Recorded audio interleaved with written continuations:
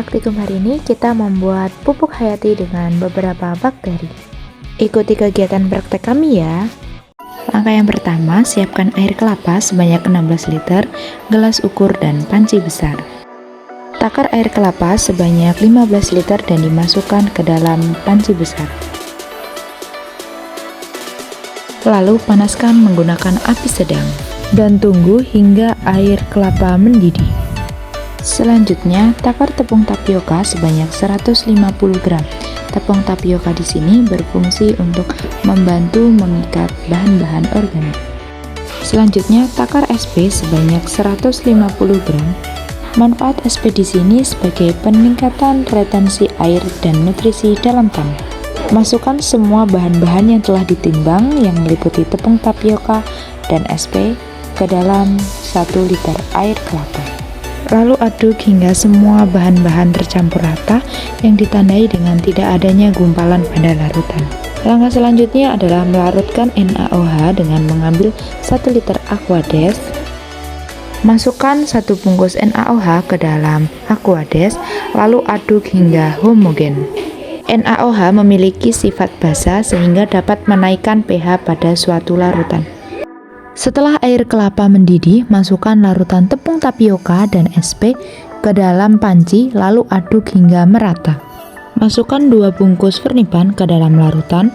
Fernipan di sini berfungsi untuk menyediakan mikroorganisme yang menguntungkan. Lakukan pengadukan secara terus-menerus hingga larutan mendidih. Setelah mendidih, matikan api dan diamkan larutan hingga dingin atau berada di suhu ruang. Setelah larutan dingin, dilakukan pengukuran pH menggunakan pH meter.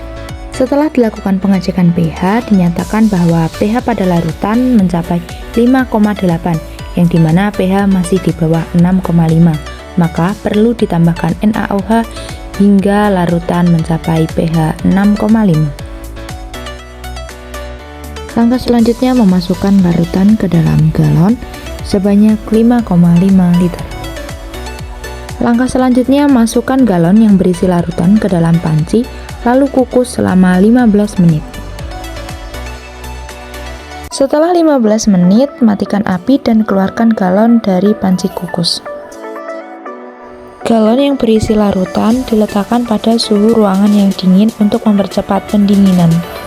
Langkah selanjutnya, melakukan sterilisasi pada alat dan bahan yang akan digunakan untuk melakukan inokulasi bakteri.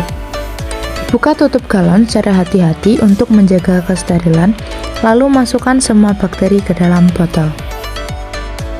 Lakukan sterilisasi pada selang fermentor untuk mencegah terjadinya kontaminasi pada pupuk yang telah dibuat.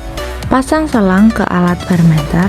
Alat fermenter di sini berfungsi untuk mempercepat penguraian bahan organik, mengubah nutrisi stabil dan aman, serta membunuh patogen dan gulma melalui fermentasi terkontrol. Fermentasi ini dilakukan selama 7 hari. Sekian rangkaian kegiatan praktikum kelompok 3. See you next time guys.